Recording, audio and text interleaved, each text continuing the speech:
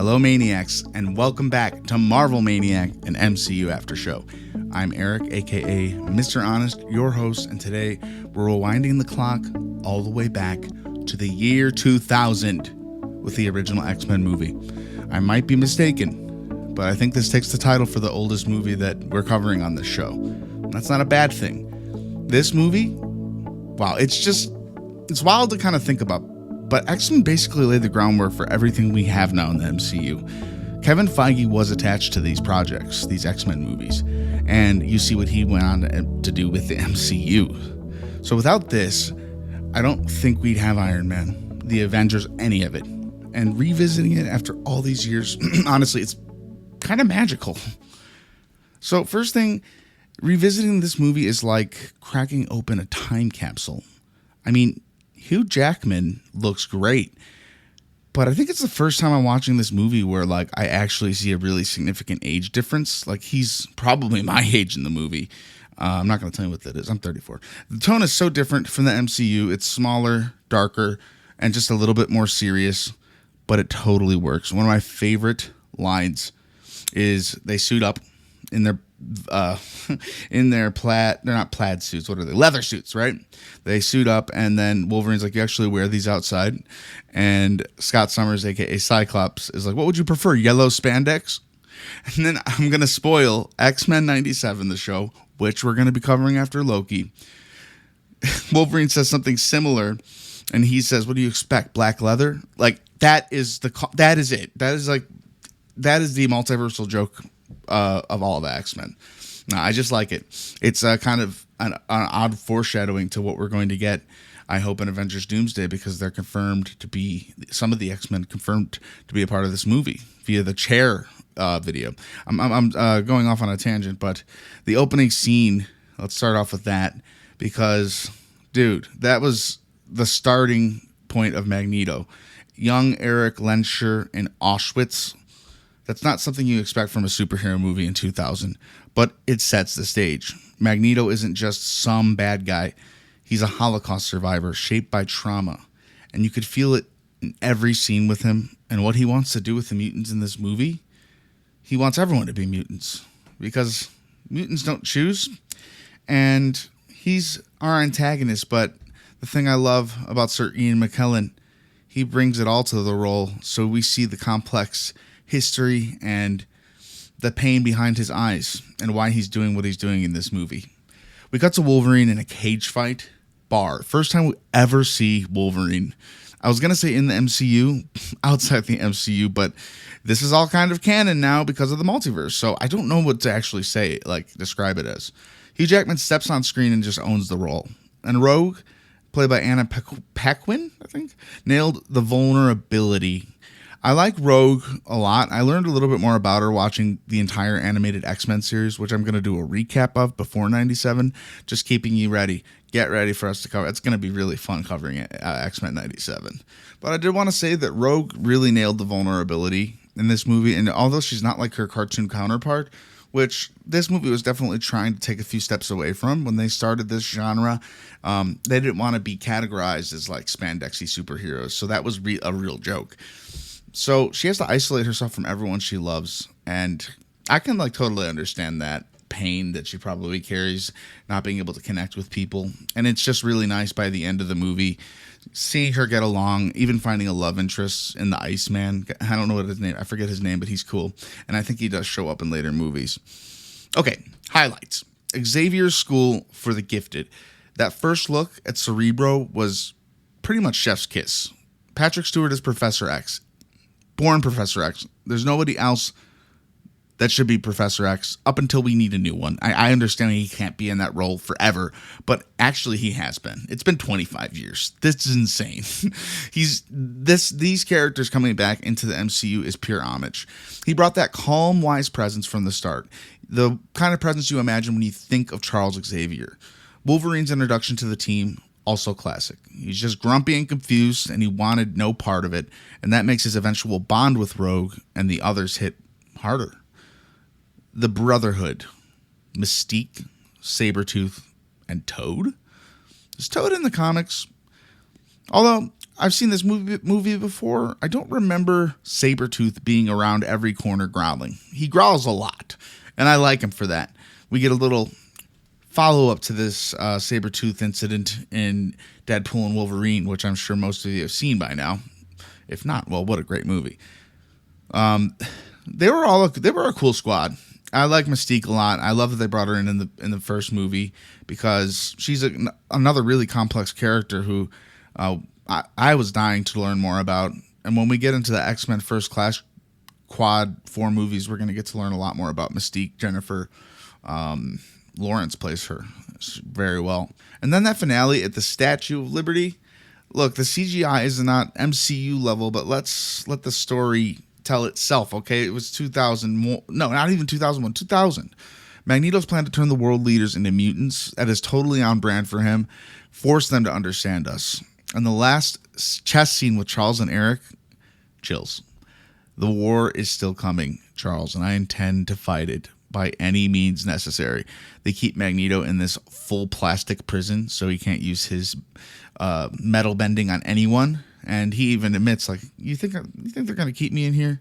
I did check for a post-credit scene, and we have not hit that era of post-credit scene yet. That is brought in with Iron Man in 2008, 8 years later. Would you believe if someone told you in the year 2000, after you walked out of this movie, that you were going to be seeing some of these same characters in the year 2026 and 27 for a Secret Wars movie? They'd laugh. Let's talk about some MCU impact here, some predictions, because we have to talk about how important this movie was. X-Men proved Marvel characters could work on the big screen. Without this movie, we probably don't get Spider-Man in 2002 or Iron Man in 2008. There's a dark timeline out there where none of that happened, including this movie. It also gave us a nuanced look at villains before that was super common, kind of like the anti-hero. But I mean, Magneto's he has a cause that you can honestly understand, and knowing where he came from in the Holocaust, he sees what's happening to the mutants in this movie similar to what he saw in Auschwitz. And I mean, can you blame him? This is a traumatizing scene. It could have been from a different movie where this kid was pulled away from his parents at the beginning of the movie. And we revisit this in X-Men First Class. I believe they reshoot it. We even get a little bit more context of what's going on there. But we'll talk about that when we get to it. The relationship between Professor X and Magneto is timeless and magnificent as well. And I love at the end of this movie that they're just playing chess together. With the multiverse saga now, I can't help but wonder, will we see Patrick Stewart's Professor X again? I don't know if he was on the chairs.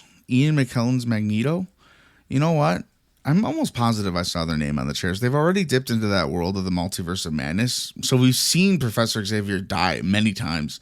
I'm sorry. That's happening. It feels possible, and I'm here for it. I want more of them. And if they show up for these last two movies, if that's it, that'll be enough for me. I really want to see them again. This movie made a lot of good choices in setting up character. I like how Wolverine starts off his journey in this series, not knowing who he is, how he became that way, and him kind of finding that throughout the movie. And Professor X kind of offers to Wolverine his help in finding out how he became full of adamantium.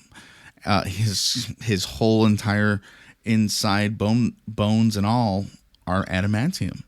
That makes him very strong, but up against Magneto, we've seen Magneto really has a pull, no pun intended, against Wolverine. I like that we see a fight at the Statue of Liberty, because in another multiverse not long ago, we got to see the Spider-Men, all the legacy of the Spider-Men fighting around the new Statue of Liberty they were building with Captain America's shield.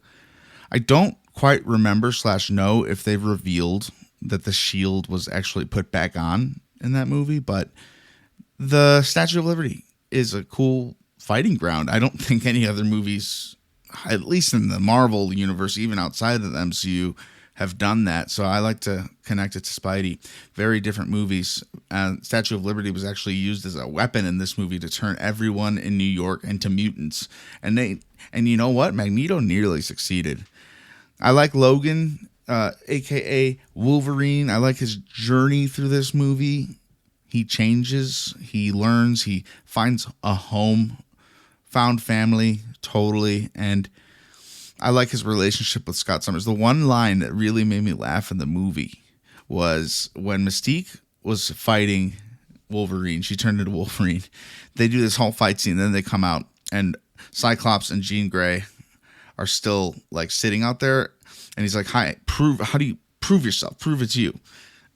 And then okay, don't quote me. I'm not going to go back, but I'm pretty sure he says, "You're an asshole," or something like that. And the way he replies, Scott Summers is like, "Oh, okay, that's good enough." That was a great scene. Wolverine doesn't get to swear a lot because I think these movies are PG-13. We get plenty of that in like Deadpool and Wolverine. However, we do get a bub, and that's a signature thing, I think, in the comics and in the X-Men animated series that would have been airing maybe just like a few years earlier, right? If this is 2000, well, it ended in 97 or 96 for it to be called X-Men 97.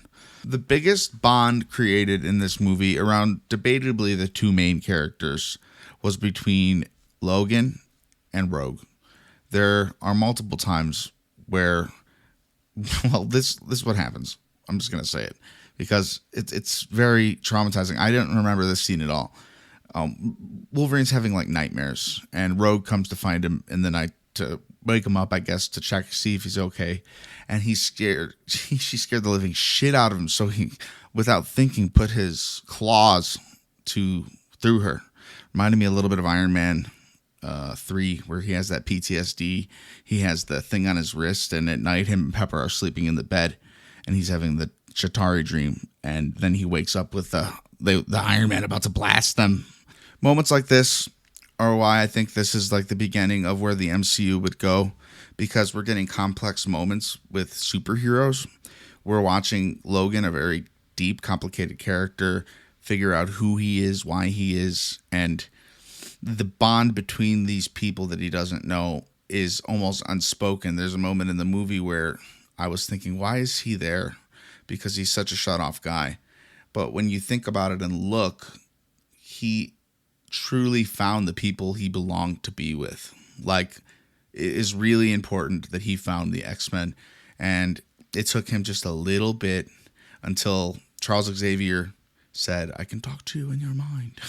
And in this movie, they use that really well, really gently. And I also like the moment where Magneto gets held hostage by his own people because Xavier gets in both of their heads. Doesn't matter.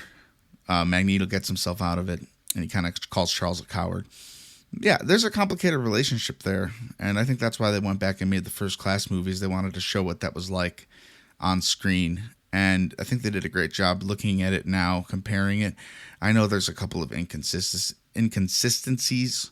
For example, Professor Charles Xavier is surprised when he sees Magneto's helmet in this movie, when in the First Class saga, I guess. It could be from a slightly different multiverse, but he would know about the helmet from the First Class saga because they interact with each other a lot, and he gets it at the end of the First Class. I'm sorry if I'm spoiling any of this for you. I think these are all movies that you probably have seen or you're never going to see, so maybe you'll see because you're listening. Or what do I know? Maybe everyone's super big fans of this movie. I had a great time watching this, especially knowing Deadpool and Wolverine comes later on, and knowing that even Hugh Jackman's journey is still not finished on screen as Wolverine 25 years in.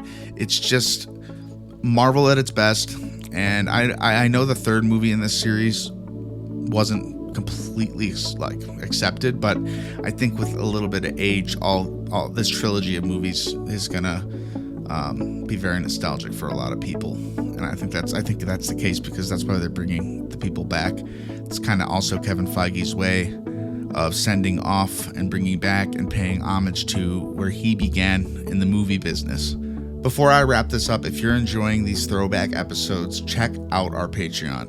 We have a lot of minisodes. I've been doing them every week for a while now, and they're all posted and ready for you to listen through. 5-minute bits and pieces, different perspectives. There's also a tip jar if you want to help keep the show going. Link is in the description. Never expected, always appreciated. We go to patreon.com/MarvelManiac and join us. Get on our wall of heroes. We're shouting you out again, Michael Finney. He's the first on our wall of heroes. Join him and be a part of our closer community. today. But if you just want to listen right here, right now, that's perfectly fine with me. And I'm sorry for saying that word. It was one of those sentences I didn't know where they were going. So don't forget to subscribe to this podcast if you haven't yet, because we are staying on the X-Men train for a while. You won't want to miss what's next. I kind of teased we're going to go over X-Men 97 after Loki. We have a few weeks left before that of very good Loki episodes. And if you are new here, we have been around since 2021, and we plan to be around through Secret Wars and beyond. So that's X-Men from 2000, the movie that started it all. And if you're a fan of Harry Potter, check out our new podcast, Magic Muggle, a Harry Potter after show. Same vibes, whole new story. Thank you for reliving this movie with me today. And until next time, Avengers, disassemble.